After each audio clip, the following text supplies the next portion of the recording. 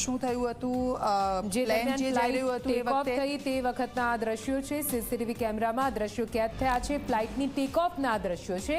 ઝી24 કલાક પર એક્સક્લુઝિવ આ દ્રશ્યો આપ જોઈ રહ્યા છો। ફ્લાઇટ દુર્ઘટના થઈ તે પહેલા 5 મિનિટ પહેલાના આ દ્રશ્યો। ફ્લાઇટ આખરે કેવી રીતે ટેક ઓફ થઈ છે તમે જુઓ। એકદમ સ્ટેડીલી આ પ્લેન ટેક ઓફ કરી રહ્યું છે। કોઈ પણ મુસીબત, કોઈ પણ સમસ્યા અત્યારે હાલ નથી લાગી રહી, પરંતુ તે પછી આ પ્લેન દુર્ઘટનાગ્રસ્ત થાય છે। તમે જુઓ, ફ્લાઇટ ટેક ઓફ થઈ તે સમયના દ્રશ્યો છે અને તે પછી કેવી રીતે તે હાઇટની ઉપર જવાની જગ્યાએ નીચે જઈ રહ્યો છે અને કેવી રીતે દુર્ઘટનાગ્રસ્ત થઈ ગયો છે તેના આ દ્રશ્યો તમે જુઓ। એટલે ફ્લાઇટ ટેક ઓફ કર્યાના ગણતરીની મિનિટોની જ આ ઘટના છે। ટેક ઓફ થયાના માત્ર 2 જ મિનિટમાં આ ફ્લાઇટ દુર્ઘટનાગ્રસ્ત થઈ ગઈ છે। આ ફ્લાઇટ કેવી રીતે ટેક ઓફ થઈ તે તમે આ દ્રશ્યોમાં જુઓ। આ ફ્લાઇટે પોતાની સ્પીડ પકડી લીધી હતી, કેમ કે વિમાનને ઉડવા માટે સ્પીડ જરૂરી હોય છે। એ સ્પીડ પકડ્યા બાદ તે ટેક ઓફ કરે છે। જેવું તે ઉપરની તરફ ટિલ્ટ થાય છે કે હાઇટ પકડવાની શરૂઆત કરી દે છે। આ પ્લેન ટેક ઓફ તો થાય છે, હાઇટ પકડવાની પણ શરૂઆત કરી દીધી, પરંતુ અચાનક કોઈ ટેકનિકલ ખામી સર્જાય છે અને આ પ્લેન સીધું નીચે આવવા લાગે છે। આ પૂરા દ્રશ્યો સીસીટીવી કેમેરામાં કેદ થયા છે, તમે જુઓ। માત્ર ટેક ઓફ થયાના 50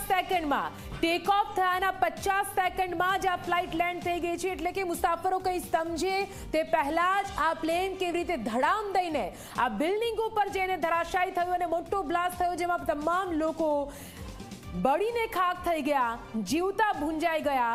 માત્ર 50 સેકન્ડનો આ મોતનો ખેલ જે સીસીટીવી કેમેરામાં કેદ થયો છે, ખૂબ જ દુર્ભાગ્યપૂર્ણ આ વાત કહેવાય। આ 50 સેકન્ડનો મોતનો ખેલ। દીક્ષિતા, બિલકુલથી આ જે દ્રશ્યો સામે આવ્યા છે એ દ્રશ્યો આપ જુઓ કે જે ફ્લાઇટ ટેક ઓફ થયા અને ત્યારબાદ ઉડાન ભરવાની હોય છે, બધાની વચ્ચે ઇનબેલેન્સ પણ જોવા મળી રહી છે। જો આ ફ્લાઇટ અને ઇનબેલેન્સ એ રીતે થઈ, ઉપર ન જઈ શકી અને પછી સીધી નીચે આવી ગઈ।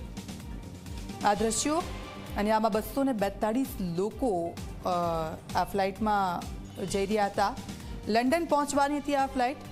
લંડન પહોંચે એ પહેલા જ 50 સેકન્ડ વિડીયો સામે આવ્યા છે। બિલકુલ દીક્ષિતા, હવે 2 વિડીયો સામે આવ્યા છે। આ 2 વિડીયો ટીવી સ્ક્રીન પર આપ જોઈ રહ્યા છો। કેવી રીતે આ પ્લેન, પહેલા જે વિડીયો સામે આવ્યો હતો એમાં આપણે જોયું કે પ્લેન એક હાઇટથી નીચે આવી રહ્યું છે અને પછી અચાનક ધડામ દઈને તે અથડાય છે અને બ્લાસ્ટ થઈ જાય છે। પણ હવે આ જે પૂરી સ્થિતિ હતી તે સ્પષ્ટ થઈ ગઈ છે।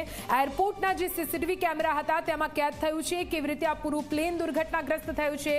એરપોર્ટ પરથી, રનવે પરથી આ પ્લેન ટેક ઓફ કરે છે, પોતાની સ્પીડ પકડે છે, પ્લેન ટેક ઓફ કરે છે અને ટેક ઓફ કરવાના માત્ર ગણતરીના સેકન્ડમાં જ, માત્ર 50 સેકન્ડમાં, એટલે કે 1 મિનિટની અંદર આ પ્લેન દુર્ઘટનાગ્રસ્ત થઈ જાય છે। અંદર બેસેલા મુસાફરો, અંદર રહેલા પાયલટ કંઈ સમજે, કંઈ કહે તે પહેલા જ આ પ્લેન પરથી તેઓ કંટ્રોલ ખોઈ બેસે છે। આ પ્લેન અનિયંત્રિત થઈ જાય છે અને નીચે જવા લાગે છે અને અચાનકથી તે નીચે આવેલી બિલ્ડિંગ સાથે ધડામ દઈને અથડાય છે અને આ દ્રશ્યો જ ઘણું બધું કહી જાય છે કે આખરે કેવી રીતે આ પૂરી દુર્ઘટના સર્જાય છે। આ 2 દ્રશ્યો ખૂબ જ મહત્વપૂર્ણ છે।